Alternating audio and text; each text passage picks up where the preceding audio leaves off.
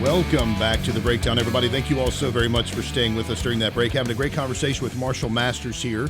If you have not already done so, go to breakdradio.com, enter your email address to get the free ebook, because that is going to enhance this next hour immensely, because we're going to go through starting Cannabis Survival Churches, escaping the coming Planet X, weather perturbations, the nuclear fallout, the destruction of health through the official government juices, etc.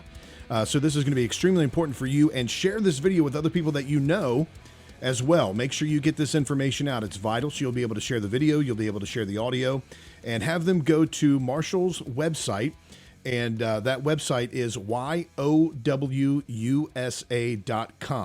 You'll be able to see the link to the breakdown there and the show. Also, there's just all kinds of great information there, extraterrestrial information. You'll be able to get other free ebooks and different interviews that he's had, and especially his immense work that he's done on Planet X that we discussed briefly in the hour before this.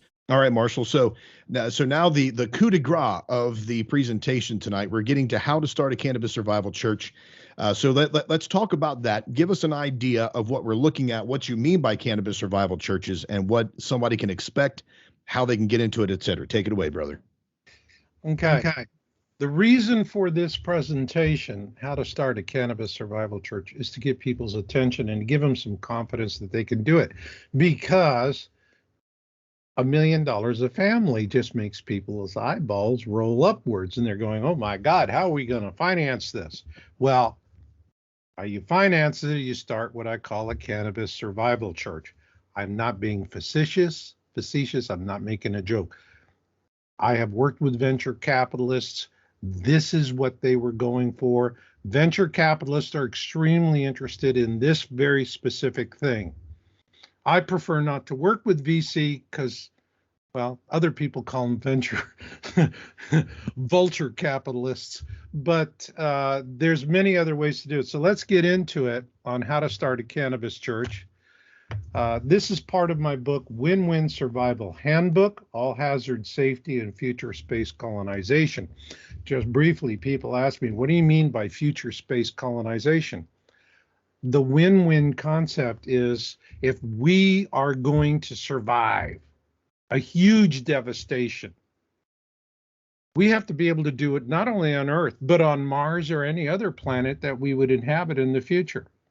And literally, the only difference between building a win-win, as I show in the book, here on Earth, and doing the same exact structure on Mars, the technology difference is about 15%. That's it. So that gives you an idea of the level of survivability we're putting into this.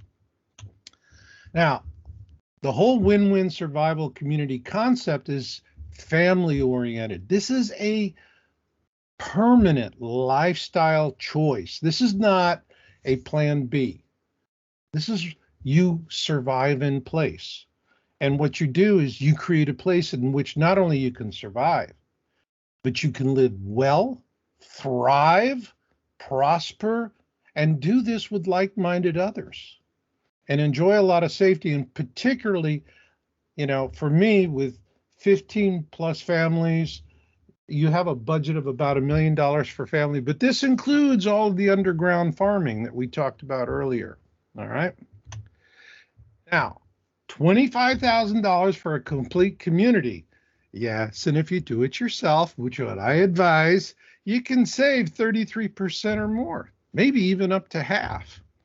All right. But funding a community like this, there's many different ways. There are grants, there's donations, my personal favorite, NFT crypto, but there's also venture capital, which is, now you're talking about medical cannabis, because when you're talking about medical cannabis, venture capitalists, the money starts oozing out of the walls.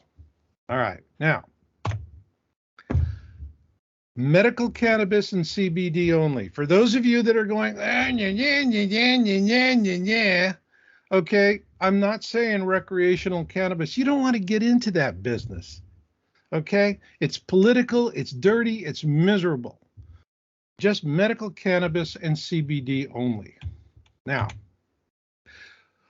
When you're looking at what we're talking about are two types of medical grade marijuana, indoor premium and outdoor organic, because you're going to be doing both.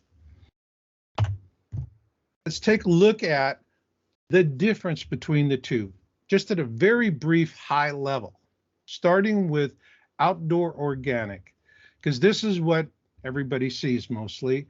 This is what I call dispensary organic. So if you have cannabis dispensaries that are issuing for patients, this is that market that you're going to. With outdoor organic, you only have one harvest a year, but you do have a high wholesale rate on it. And so it's very profitable. Now, with organic cannabis, again, you're going to the dispensary market. It is labor intensive, but it gives you a high return on investment. And if you don't want to do that, you can do hemp. That's an alternate. And you can do CBD, fiber, and feed, and other things as well. The nice thing about hemp is it grows like weeds, and it gives you a good return on investment. On the other side is indoor premium. Now, this is because you are in a completely contained environment underground. You control everything: lighting, heat, humidity, water temperature, everything you could imagine. You control every aspect of the element, which means it's a laboratory condition. You have pharmaceutical purity. Now, also with indoor is continuous harvesting. With outdoor organic, you get one big payday a year. With indoor premium, you can have a payday every week or every month or every day. You set the schedule as how you want to harvest. And this is what has the highest wholesale. And what I can tell you is with the coming cancer plague as a result of the official government fluid, there's going to be the demand for this, which is already incredibly high. It's just going to go berserk. And to meet this, what we talk about in my book is the win-win PCR design for underground farming. PCR meaning premium cannabis ready. And you might wonder, well, why do you need to have PCR? Because this is why. If you have a facility, underground facility, that is capable of growing pharmaceutical grade medicinal cannabis, you can grow virtually any plant you'll find in a market anywhere on the face of planet Earth. Because underground, you can grow in temperate, Mediterranean, tropical, and subtropical environments. You can create that. Anything you want to do underground, anything. And you can do it in huge volumes. But I want to focus on win-win indoor premium, because this is the principal funding mechanism. This is the thing that when you talk about this, venture capitalists just start lathering, And indoor premium cannabis is grown for chemically adverse cancer patients, and it offers pharmaceutical purity. It sets the bar for all cultivation methods. If you can do PCR, you can do anything. Outdoor organic cannabis is naturally grown and offers exceptional high quality. However, as these plants grow, they are exposed to general environmental pollution in the air, in the water, in the earth. And so this is the reason why chemically adverse patients, a lot of times who are in cancer treatments, can't even do outdoor organic medicinal grade. They get sick on it because it literally just takes a few molecules, synthetic molecules, to set them off. So let's talk about growing premium cannabis with indoor aquaponics, because people are like, gee, this is okay, this is weird. But the thing is, you're using off-grid power. Now, your main power draw is going to be solar, and you do not have to, use indoor lighting 24 hours a day. In fact, for 8 to 10 hours a day, you want to turn it off. The plants need to sleep as well. And having the lights on when they're going into their rest cycle is not going to make any difference. So your solar is principally going to fund it, but then this is one of the things I tell people: you want to find a property that has running water on it. You have a stream that is continuous all year long. It has to have a bare minimum of 15 gallons per minute flow. More is better. And if you have that, and you have, especially because it's mountainous territory, you could have 100-foot drop across the property. You can put a massive amount of hydroelectric power in there as well. The nice thing about off-grid power is, I remember when I first started researching win-win, I would talk to engineers and we'd start having theoretical conversations. We don't anymore. Now they just simply say, what's the load and when do you want it? That's it. The technology is fabulous. So we have all kinds of off-grid technology. Now, remember, you can emulate any environment below ground. You're 100% controlled environments. You can grow anything, anytime. And if you are in an area where your win-win has a problem with accessing a lot of water for farming, indoor aquaponics, you only need 1/10 of the water necessary for growing in soil. So you're using very, very, very little water to grow. It's a very, very efficient system. Now, has anyone proven that growing cannabis underground with aquaponics works? Absolutely. Enter Green Relief from Canada. And this is a case study. Now, Green Relief is up in a neck of the woods. And when you're up in this area, people ask me, what's the weather like in Maine? And I say, in Maine, we just have 3 seasons: snow, mud, and pollen. And, I get some glares from Mainers on that one, I can tell you. But, that's where Green Relief is located, there in Hamilton off of Lake Ontario. Now, this is their underground structure. It's literally built like a World War II bunker, all right, with dirt covering and everything. And they have an aquaponics system. They're using tilapia. A lot of people for aquaponics use tilapia. My feeling on tilapia is it's a very hardy fish. Frankly, if you want a fish that can even take greater extremes, get koi. They have the widest temperature range of any of the fish. The very, very durable fish, the koi fish. But look in the lower left-hand corner. These are the tanks where the fish are in, and you can see these guys put windows on those tanks, which is really smart. That's what you want to do. And you can see the tilapia in there. And what the tilapia are doing is providing fertilizer. And what you want from the fish is the ammonia from their urea and their poop, all right? And then what you're doing is this ammonia, you have biology in your aqua system it's a 2-stage. It's called biofiltration. And in the first stage, it goes from ammonia to nitrite, which is deadly. But then there's other bacteria that take the nitrite and convert it to nitrate, which is the food for the plants. And that is what you move in the water out to your hydroponic subsystems to feed everything. And so you see the hydroponic subsystems down in the lower right-hand corner. And you can see how they grow the plants. They're using neutral medium, which is what we say, underground in a win-win. You never use soil. I don't care if it's pure. No soil underground. You are using neutral media like vermiculite or something like that. Now, what they're doing, they're using, and it's the same thing I describe in the Win-Win book, is their method of aquaponics called deep water culture. It's pretty simple.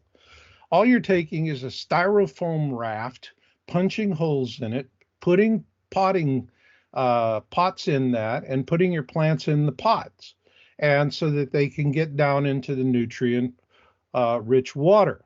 So the plants are growing in pots in the rafts, and the pots are filled with neutral media such as vermiculite. And you can see down on the lower right-hand corner what a full setup actually looks like, with the aquaponic tanks at the other end and the hydroponics on the other side where the plants are growing. Now, what Green Relief is doing is they've got 30,000 feet of a subterranean bunker.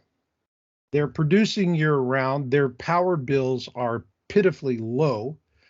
People don't know, but when you're in an underground bunker, you only use 1/4 as much energy to heat and cool as you would require for the same amount of square footage built above ground. All right. So it's 1/10 of the water and 1/4 of the energy for heating and cooling. And they're producing medical grade cannabis. All right. And which is they're knocking out wholesale about close to 6,000 pounds per year. These are estimates. If you're using a median wholesale, their annual sales off of this operation you're looking at is $10 million. All right. And frankly, I think they're making a heck of a lot more than that.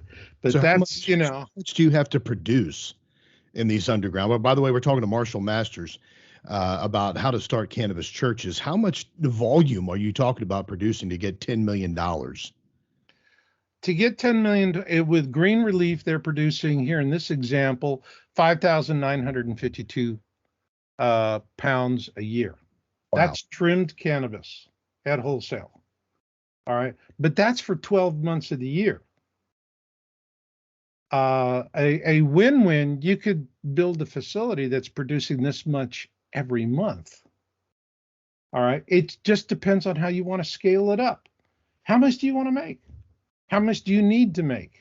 So you're talking about $1,680 a pound that they're selling this cannabis for. $1,800 a pound, median wholesale. Yeah. So this is the kind of money. And frankly, they also do their own processing. Okay. That's important, because this really, if you're taking plants and you're converting them into stuff, there's edibles, there's roll-ons, tinctures, tars, all different kinds of things. You start processing that, wow, now you are really amping up the profits. So that's 10 million a year if they don't make anything on their own, but they're making stuff on their own. So they're making a lot more than that. Yeah. The bottom line is this: you can tell a venture capitalist, I can give you a 24-month return, because it takes 6 months to build and get your system stabilized. And then 18 months of solid production, you can pay off your note completely. And that's the reason why there's so much that profit that's in it. That's the reason why venture capitalists really get excited about this. All right. But let's talk about doing this the win-win way. Being in service to the needs of chemically adverse cancer patients offers an honorable pathway to funding. People have this, you want to be an old crudge-mudgeon. I remember when I was smoking, Maui Wowie in college and all this nonsense. Well, be that way. But if you want to build a community to save your ass, at least have an open mind to what I'm going to tell you next. This is out of my book, Win-Win Survival Handbook. Now, what I'm talking about is PCR, Premium Cannabis Ready, is underground design features. This is all hazards, all season, 24/7 safe. You have a 6-inch thick shell. Normal commercial is 4 inches. I say 6 inches. With basalt rebar, with double the reinforcement, and there is a very extensive, you want, especially for flooding concerns, is a sub-foundation that is designed for catastrophic flooding. All right. Now, here's an example of a win-win all hazards underground grow. And this I call the 6-pack. These are 60-foot domes. So you have 60-foot domes. The service dome is where you're going to have your critical equipment, but also the service dome is Fort Apache, the Bronx. The earth starts to shake, everybody runs to the service dome because it has 1 foot thick walls and a lot more overcover. You're talking about 5 feet of overcover for the big domes, but the service dome will have up to 14 feet of overcover. So even if there's an impact event, it's got to be a mother big rock before you feel it. So now we have here, and they're using tilapia, and a lot of people use tilapia, and they just give it away because it's not the greatest tasting fish. But it's really, and they're trying to just use as many fish as they need. In my model, you grow as much, you raise as much fish as you can, because you only take the fertilized water that you need for your hydroponics underground, and the rest of it you're going to use elsewhere. I'm going to show that in a second. But here, what we're saying is you have your dome number 1, you're raising trout. That's a high demand, a lot of trout. You're raising catfish. This is good tasting stuff, all right? And the nice thing about it is you can take trout fry and use it to feed your catfish. Catfish, you can feed trout, but also you can feed them red wiggler worms, all kinds of stuff. You give them natural. You don't want any of this Purina fish chow nonsense. All right, it's all what they're going to find in natural environment. So now let's look at the top. You have a nursery dome, vegetative dome, fruiting dome. The nursery dome is where you got the little plants. Now you're always working from clones. You're not growing in dirt. Never, never. No dirt underground. Around you, yes. Inside your structures, no. And in the nursery dome, when you're going to take clones and you're going to be raising from clones, which is a very good way to do it. A lot of growers use clones. And once those plants are good, and you can control, each of these are going to be separated, all right, with hermetic, you're going to have airlocks if you want, which I really admire, because that way you can isolate. If one dome all of a sudden has a problem and that airlock is closed, you're not going to have that problem propagating into your other domes. But in the nursery dome, once the plants are big enough, then you move them into the vegetative dome. This is where they do most of their growing. And this is where they bulk up, if you will. And then when it's coming, when you're getting to the buds are forming and it's really time to, you're looking at harvest, then those plants are moved out of the vegetative dome into the fruiting dome. And the whole trick of harvesting the cannabis is you want it as mature as possible, but before it goes to seed. All right. Then once you harvest from there, it goes into your cannabis curing dome. And when I was doing this research, it was in Grass Valley, California. And I never forget, it was right after the season. And I was talking to one of the growers, and he said, if you got to move, don't get a U-Haul after cannabis season. I said, why? He said, trust me. Because what happens is these small growers, they'll go out and rent a truck, park it, and use it to cure their cannabis. And so these U-Hauls just reek of it, and it's awful.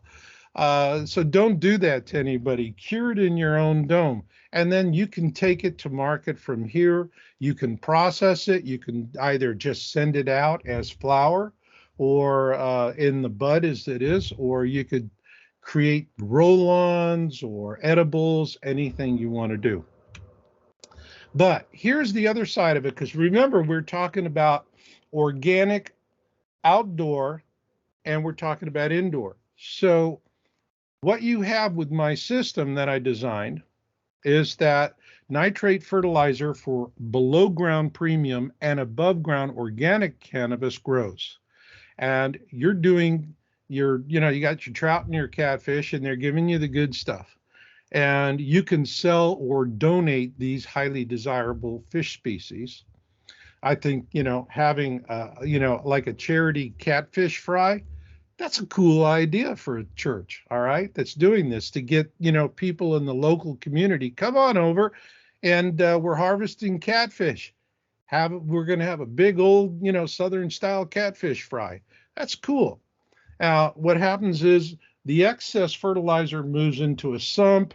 The sump is then collecting it where it can be pumped up to above the overcover that you can see covering the domes into above ground hydroponic greenhouses. And you can grow anything. What you have is you could set up with hydroponics, or you could grow in pots and do drip irrigation. But the point here is you have fertilizer. Let me give you, something to think about. Biden has just said no more oil from Russia, right? And we have all these sanctions on Russia. Guess where we get most of our fertilizer? From Russia, and it's made from petroleum. And when do we need it? We need it now. Okay? And this stupid yutz is, you are going to see $15 a loaf bread because, go Brandon. All right? That's it. Just change it from white bread to go Brandon bread. All right? God, it's just irritating. But here, your fertilizer problem, you don't depend on Russia. You don't depend on anybody. You're making your own fertilizer. Complete self-sustaining cycle inside underground, making sure you're making use of all of the waste that's coming from the animals, all the waste from the water, and using the water for the green or gray water that's going up to grow those above ground crops that you're going to need as well. Because you got to have food if you're going to be in these survival situations anyway. So you might as well make the best use of everything that you've got. Yeah, and also the fish solids that you're going to get out of your system, because you have the nitrate, but you also have the solids. That's the poop. You collect that. That's great fertilizer too. So is the revenue stream for those that are involved in this, as well as selling the fertilizer off to people? Is that something else that you can use to raise funds? Absolutely. And here's something else to think about. You want to have a wormery so that you can grow worms for your fish, right? Oh man, that's a cash worms are producing there. Worm tea, or wee if you want it, and you can, and if you're taking, and there are people that make a phenomenal living on worm tea, because this stuff is rocket fuel as fertilizer. So yes, I mean, the whole point of a win-win is not to go and live in expectation of the end of the world. It's go to have a damn good life. And if things go sideways while everybody else is hitting the wall, you're going over a speed bump, and that's it. So it seems like this isn't just a survive the coming economic collapse, survive the coming global cataclysms that are approaching, survive nuclear holocaust. This is thrive through those things and beyond. This is like a regeneration of society, or a repopulation of society once all of those cataclysms occur. That's right. Because what are you telling your children when the earth is shaking and they're screaming and there's horror? You're safe underground. And what are you telling your children? Children, we built this place so that you could use it on other planets. And we're going to survive. We're going to thrive. And you are going to be pioneers, and we are going to colonize other planets. And that's what this is all about. And that's how instead of telling the children, this is it, it's the end of life and it's doom and gloom, whatever, we have a phenomenal experiment, if you will, in safety and survival so that they can go to the stars after everything settles down. You got to have hope for the future. You don't have hope for the future, you're in deep kimchi, because it's 10 years, not 10 weeks. All right. So big things about this is, and that's one of the big things about this is the focus on, and we're going to be taking a break here. I'm going to be talking about this more on the other side. If you haven't already, go to breakdradio.com and get the ebook to follow along here. But it's an establishment of hope as well, because everything that's going on in Ukraine, all of the potential dangers of a nuclear fallout or any type of governmental collapse, people need to hear hope. All right, folks, stay with us as we continue on with Marshall Masters after we get back from this break right here on Odyssey Radio. Asking the questions that get you kicked out of Bible studies and sent to therapy. You're listening to The Breakdown.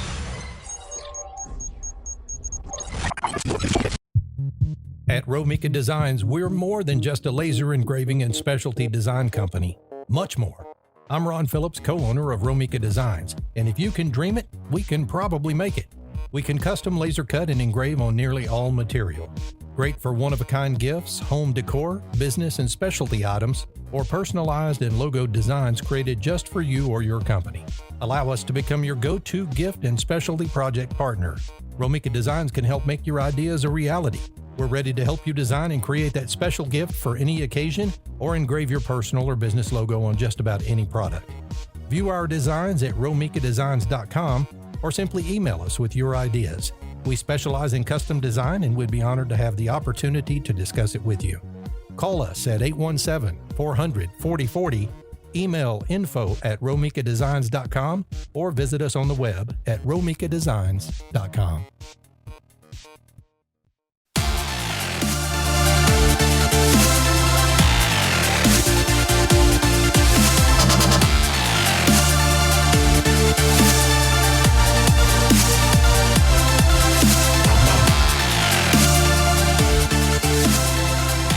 All right, folks, we are talking to Marshall Masters about starting Cannabis Survival Churches. And right, we were talking about right before we went to break is this is not just a survival type situation. It is a preparedness. You have to be ready. You have to be prepared.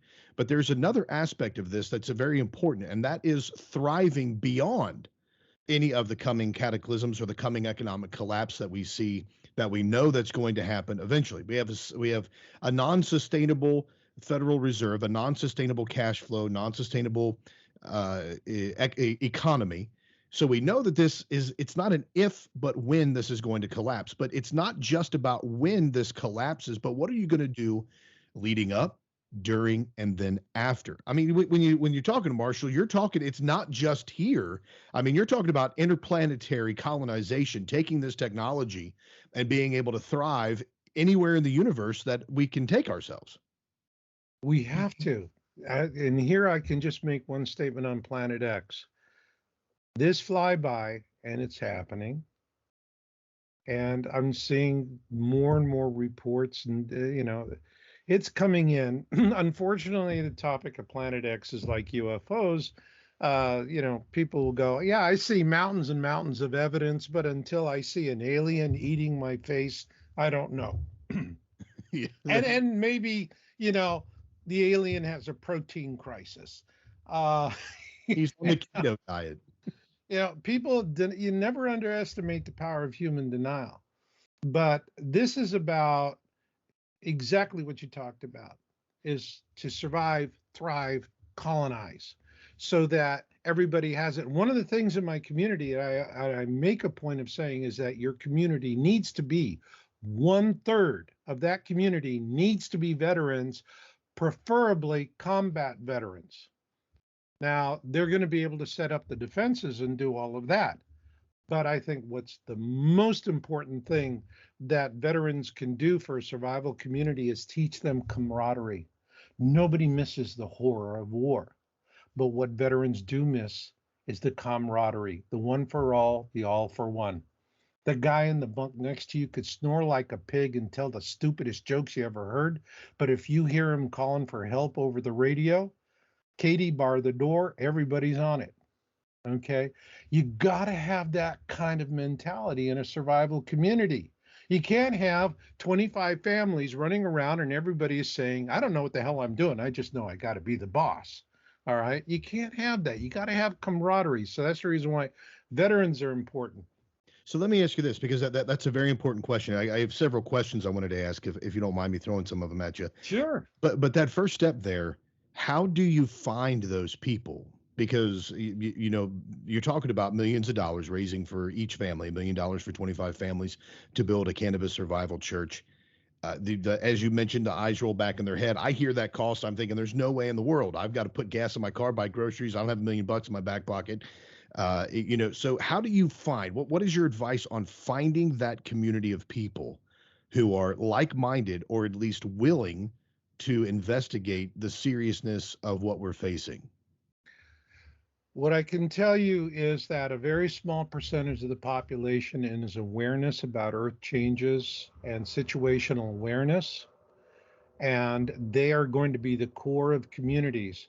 But when everyone's looking up at the sky and they're seeing death coming, they're going to collectively poop their pants, and then they're going to go, anybody got a plan? And that's the reason why I wrote Win-Win Survival Handbook. It's the plan. Between Win-Win Survival Handbook, Radio Free Earth, and Surviving the Planet X Tribulation, it is over 1,000 pages of plan of how to communicate, how to farm, how to build, how to explain everything you need to do. I have created this body of work for people in anticipation of a time when they are going to need it. Right now, people don't know that they need it. That's the reason why we're talking about cannabis, because just as you pointed out, people are like, oh my God, $25 million. The eyes roll up and they stop thinking. They go brain dead. That's the reason why I'm doing How to Start a Survival Cannabis Church. It's to get people off the dime so they start thinking about it. But the need is going to be there. Look what happened in World War II. In 1941, we were making refrigerators and cars. In 1942, they're making guns, airplanes, tanks, everything else, and on a national war footing basis. That's what I see coming. So this, for me, is the plan. The audience is going to come because it's going to be driven by need and the desire to survive. But a lot of people, the number one reason people are going to die during this is that they self-select to die. So I'm really just talking to the people who get it and want to get through it. So you mentioned, and I'm not sure if you were being metaphorical or not, but literally looking up into the sky, seeing something coming, and then all of a sudden, collectively defecating themselves and looking for those people that can help them survive that situation. What is a timeline? So we know right now that we could go into a nuclear war at any time. World War III could start. Putin could drop a nuke on somewhere, and then we'd have mutual assured destruction is out the window, and people are just going to start nuking left and right. Let's set that aside for just a minute. When you're talking about a threat, an intergalactic threat, what's the timeline on that? I mean, are we looking up in the skies right now expecting Planet X to do a flyby and Noah's flood to be the next thing that happens? Yes. So, I mean, I'm already publishing on that. And what I can tell you is in 2024, it'll be at perihelion. The conversation is over. Everyone's going to know about it. And 2028 is when the pole shift happens. And if you're not ready when the pole shift happens, I'm sorry. So this will be a massive dieback. 90% of the population is going to, up to 90% of the population could perish in this flyby, especially now that we have so many people that are weakened by the official fluid. What's a perihelion? Perihelion is the closest distance between Nemesis at the core of the Planet X system and the sun. So Nemesis is the brown dwarf star, and Nibiru, or Planet X, is one of the several planets that circulate that dwarf star. Precisely. Okay. So we're looking at 2024. When that happens, what happens in 2024 that you're predicting? That's perihelion. We're going to start seeing more natural disasters. It's going to be more difficult. We're going to have major impact events by around 25, 26. 27 is going to be deadly. And a lot of the dying, but then in 2028 comes the pole shift and a win-win. I specifically designed, looked for the technology, everything's off the shelf because it has to survive a pole shift. I've been writing about a pole shift for 20 years. And my book, Win-Win Survival Handbook, is about how to survive that pole shift. So we have a perihelion, which is the closest that the distance between us and Nibiru Mm-hmm. is going to start increasing. We're talking hurricanes, tornadoes, earthquakes, volcanic action. All of that stuff is going to start occurring around the world in 2024. Is that accurate? It's already starting to occur. It's just going to be a lot more of it. So intensified. It's going to get Yeah. even more so. Right. Right now it's been just building up over the years. Okay. So just for an example, fireballs, we track fireballs at Yowza, look for our signs articles. Right now, after December 12th, 2021, going into January, we've seen, I believe, about an 800% increase since 2012 in the number of annual fireballs. Where do these These are the big rots, and these are the bad ones. Where do they come from? Well, a lot of them are coming from behind the sun where Nemesis is. Okay, so it's coming from that. Is that part of our solar system, or is that its own system or its own little galaxy?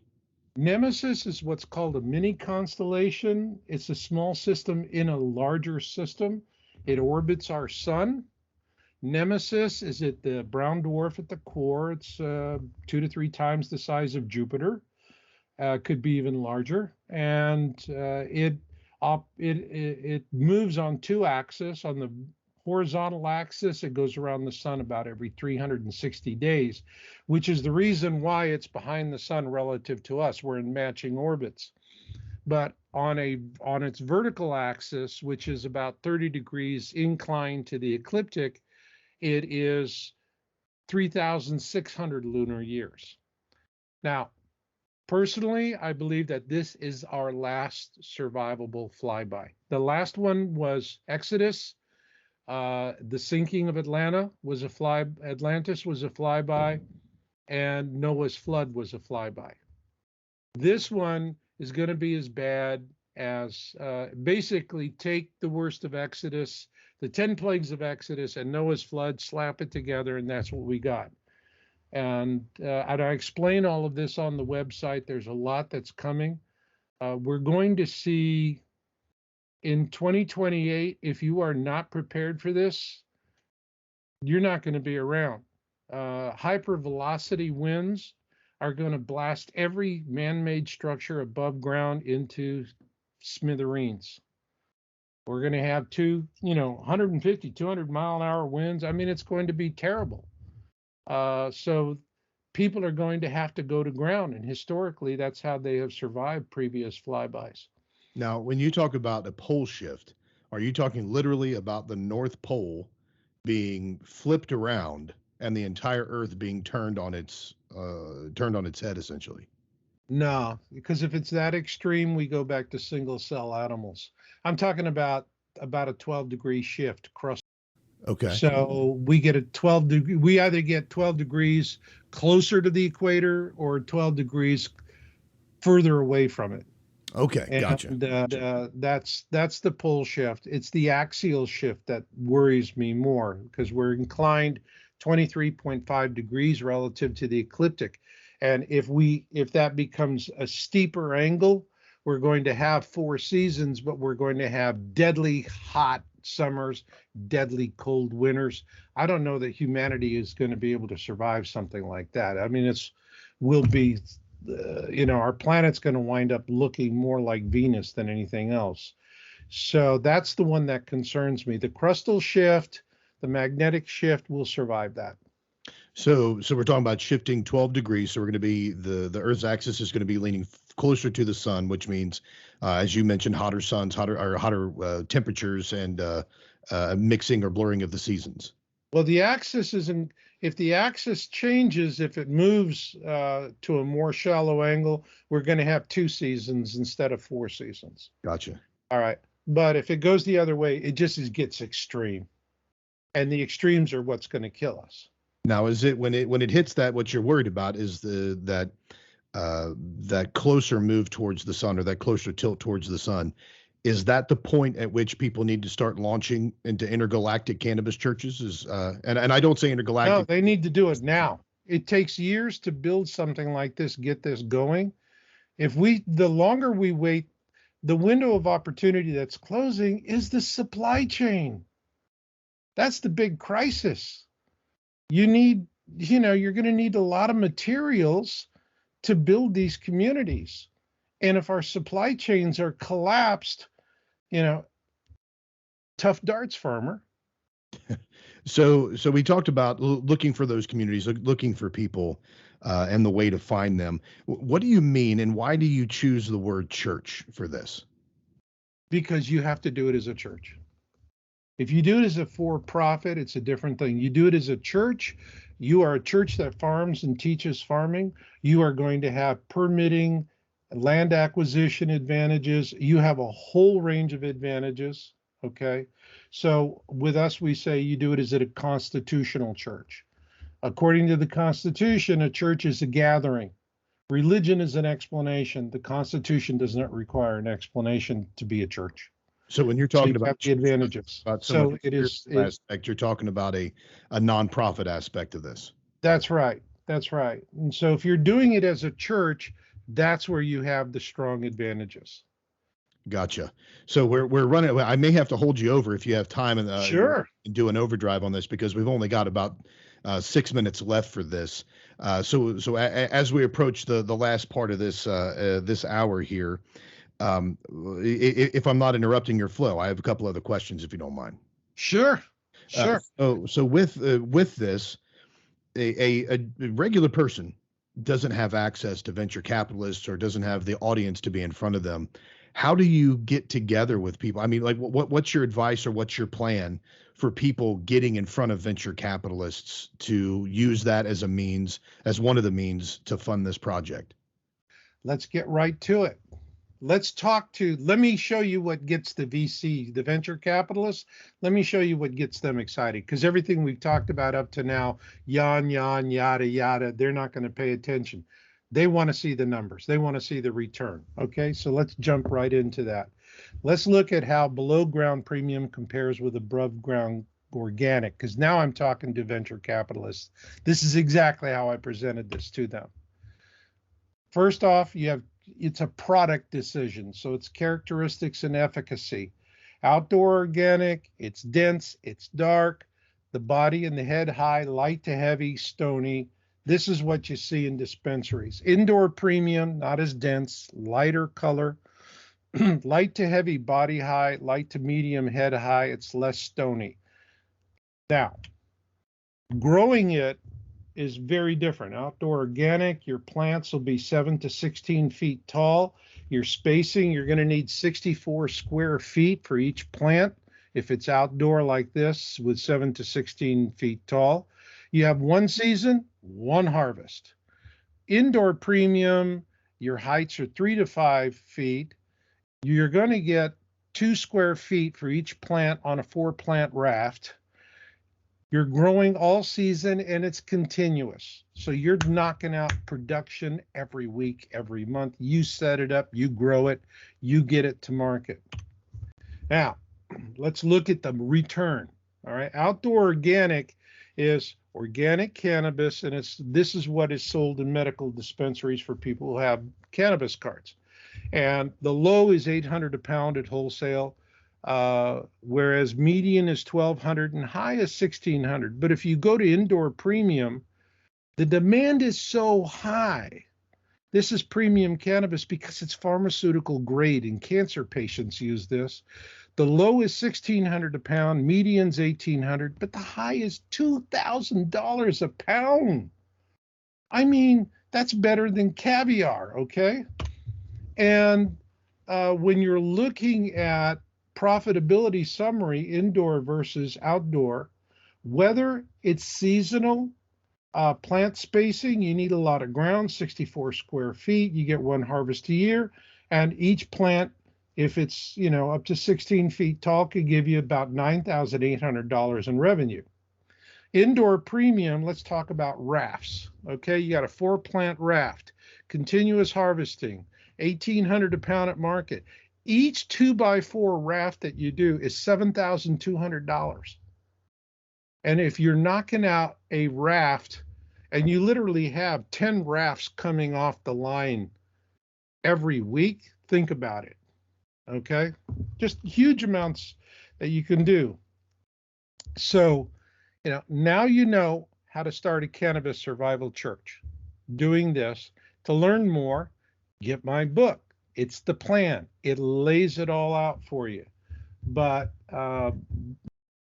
what I want to just tell everybody is that this is really doing the cannabis. I'm doing this because it's the only way really I can get people's attention. Otherwise, the eyes just roll up and they quit thinking and the brains go into idle mode.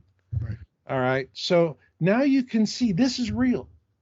You can make really serious money with it, which means this is how you do it. You get 25 families together, and 25 families decide they're going to build a community. They'll do it. We know it works because this is how churches are built all across the country. Families get together. Next thing you know, they find a way to fund. They got a church. They get the first church, and then they're going to build library, and they're going to do, everything else that goes. So you get enough people together, they will organize. Now, other ways of financing, personally, I like NFT crypto, and I think that'll be a great way to do it. But to be frank, I think financing is going to be the most minimal aspect of a decision to do a win-win. When things go sideways and people are looking up at the sky, pooping their pants, and they go, "Whoa, Phyllis, you ever saw anything like that?" "No, Harry, let's go watch CNN." It's like, what they're going to tell you. Right. Okay? Well, I'm going to stop you right there. For those folks that are listening right now on Odyssey Radio, this is it for our broadcast there, but we're going to do an overdrive. So if you want to get that extra hour, that extra time, head on over to breaktradio.com and you'll be able to get the video presentation, and also you'll be able to get the audio for that as well. Go to YOWUSA.com and also head on over to breaktradio.com for more. Marshall, stay with us. We're going to be going into overdrive, and we'll be back in just a minute.